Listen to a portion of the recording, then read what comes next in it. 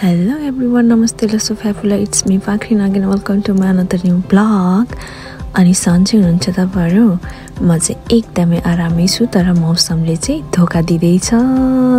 अनि साथीहरु अहिले चाहिँ बिहानको 5:30 बजेको छ के। अनि बिहान म 5 बजे उता पार्किङबाट बस चढ्दाखेरि त यस्तो हुसु त केही पनि थिएन। मौसम अलिकति चिसो थियो तर त्यो नर्मलै हो भनेर सोचे मैले। तर अनि एकछिन सुते जस्तो गरे अनि फेरि निन्द्रा नलागेर आँखा खोलेर हेर्दाखेरि बाटो एउटा पनि देखेको थिएन।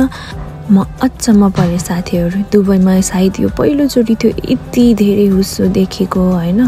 म त छक्कै परे। ए के भएको यस्तो बिहान त ठिकै थियो त नि भने जस्तो लाग्यो कि मलाई साथीहरु। अनि त्यसपछि चाहिँ मलाई निन्द्रा लागेन। अनि ड्राइभर काकालाई पनि साह्रै गाह्रो भइरहेको थियो बिचारा चलाउनलाई। अनि म काकासँग बोल्दै काकालाई जिस्काउँदै हाम्रो गन्तव्यतिर निरन्तर रूपमा चलिरह्यौं। तर म काकालाई जिस्काउँदै थिएँ तर काकाको साह्रै माया लाग्यो किनभने बाटो एउटा पनि देखेको थिएन। एक त झन् काका चस्मा लाउनुहुन्छ, मलाई डर पनि लाग्यो तर हाम्रो काकाले राम्रोसँग चलाउनुहुन्छ गाडी, त्यस्तो हुन्न। अनि यो बाटोमा जाँदै गर्दा हैन कति बसहरु त कति गाडीहरु त त्यो के भन्छ चलाउन नसकेर के बाटो नदेखेर साइड लाएर बसिरहेको थियो। तर हाम्रो काकाले चाहिँ हामीलाई ड्युटी ढिला हुन्छ भनेर सरासर बिस्तारै भए पनि लगेर जानु भयो। अनि म काकासँग कुरा गर्दा हाम्रो दिदी पनि उठ्नु भइसकेछ। अनि म दिदीलाई जिस्काउँदै थिएँ सुत्नु पर्दैन गरेर।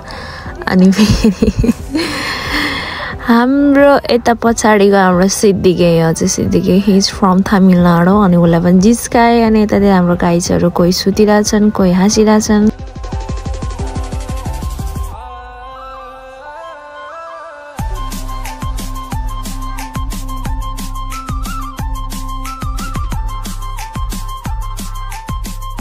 सो गाइज हामी चाहिँ लगभग पुग्न आँटिसकेका छौं। अनि यहाँ हाम्रो काका अन्तिम गन्तव्यसम्म पनि अवस्था यस्तो छ। हाम्रो कठिन यात्रापछि चाहिँ हामी लगभग हैन कि हामी पुगि नै सक्यौं। Guys we are already in our destination. तर यस्तो छ अझै पनि हैन हुस्सु बाटो त देखा छैन। ओ चिटिके वंगा क्या सुपर इतना भी नहीं चाहिए यार, no need, this is too much.